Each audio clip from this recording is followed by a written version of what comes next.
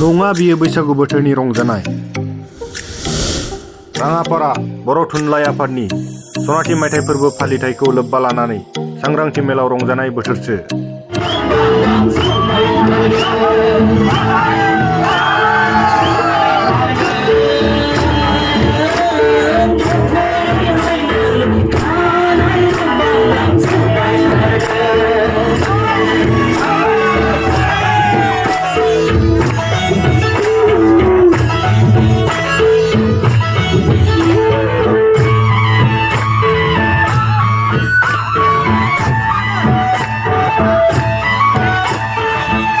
बेहाय दायो राङापारा बर' थुनलाइ आफादनि फैगौ सनाथि मायथाइ फोरबो खुंनायनि हाबाफारिखौ लानानै गिबियावनो रायजोनि गेजेराव सांग्रांथि मेल लादों आरो नैबे बाथिखोला बेहाय थामनां जुगिबिल गामि आरो दैसागुरि गामिखौ लानानै सांग्रांथि मेल लानाय जादों।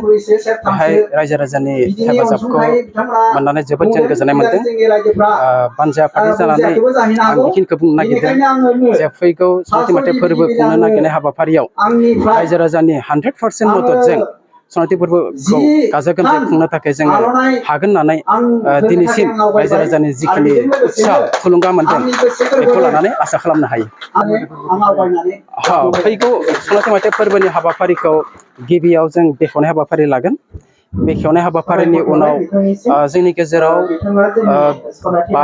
50 बोसोरनि गेजेराव गोबां सुबुंफ्रा दैदेनगिरिफ्रा जोंनि गेजेराव दं आरो सोरबा गैलिया बिथांमोनखौ सिबिनो थाखाय सिबिसालि गायसननो थि खालामदों आरो बिजाब बाख्रि गंसे गायसननो थाखाय थि खालामदों आरो लोगोसे कालचार भवन थारमाने कालचार डेमनस्ट्रेसननि थाखाय बोसोरफ्रोमबो जाहाथे खालामनो हायो बे जुगिबिल एलेकायावनो जों खालामनो थाखाय थि खालामदों। जुगिबिल दयालपुर आरो दैसागुरिनि गेजेराव खालामनाय जादों आरो जिहेतु मोनसे समाव टुरिजिम प्लेसनि खोथा रायजो राजाफ्रा सिन्था खालामनाय जादों बे हिसाबै बेहाय हाबाफारिखौ लानाय जादों आरो बिनि उनावनो 10 साननि उनाव थुनलाइयारि हाबाफारि लानाय जागोन।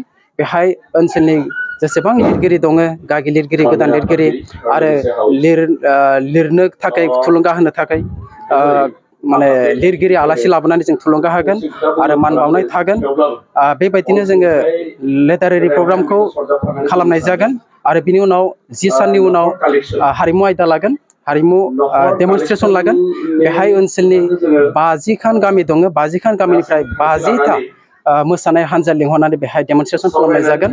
बेहाय बर'नि हारिमु आयदा जेसेबां दं बे आयदाखौ दिन्थिफुंनो थाखाय जों बेहाय हाबाफारि लादों। बेहाय जों बर' थुनलाइ आफादनि दैदेनगिरिफोर आरो जेनेबा MP MLA लाबोनानै जों जोंनि गोहोखौ खौसेथिनि गोहोखौ आरो जोंनि कालचारनि आयदायाव जेसेबां गोहो दं ओनसोलाव दिन्थिफुंनो हानाय बेखौ जों दिन्थिफुंनो नाजागोन। बेहाय जोङो जिहेथु रायजो राजानि गेजेराव खाथियाव फैदों बेनि थाखायनो रायजो राजाफोरा हाबाफारिखौ बुजिनो हाथों थोंजोङै सोंफोरनो हाथों जोंबो बुजायनो हाथों आरो रायजो राजाखौ जोङो गोनां जायोब्ला बुंदों जे गारिजों लांनाबाबो मटर साइकेलजों लांनाबाबो जोङो जाय जायगायाव फिल्डआव खुंनाय जागोन बेसिम जों लांनानै बिथांमोनखौ खाथियाव लानानै जोङो हाबाफारिखौ मावफुंनाय जागोन होननानै खालामनाय जादों।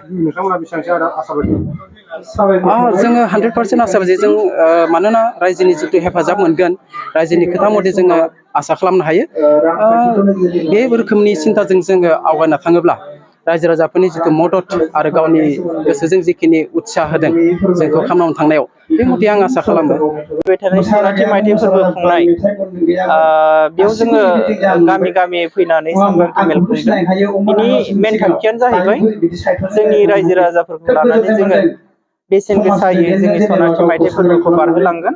बे बेसेन गोसायै सनाथि मायथाइ फोरबो बारहोलांनायाव जोंहा गोबां खामानि मावनो गोनां दङ। जेरै रायजोफोरनि थुलुंगा रायजोफोरनि अनसुंथाइ रायजोफोरनि मदद लानानै जोङो जोंनि सनाथि मायथाइ फोरबोखौ बारहोलांगोन। दा बे बेलायावनो जोङो थुनलाइयारि सांग्रांथि मेल दा जोङो थुनलाइखौ बोरै सोरजिनांगौ आरो थुनलाइ सोरजिनोबा थुनलाइखौ सिबिनोब्ला जों माबायदि साखा फारा जानांगौ बेखौनो जोङो रायजोफोरखौ खावलायनो फैदों। लोगोसेनो हारिमु आयदायाव जोङो बोरै साखा फारा जानांगौ आरो हारिमु दैदेनलांनायाव जोङो गामिनिफ्राय गामि हमनानै ला बागुरुम्बा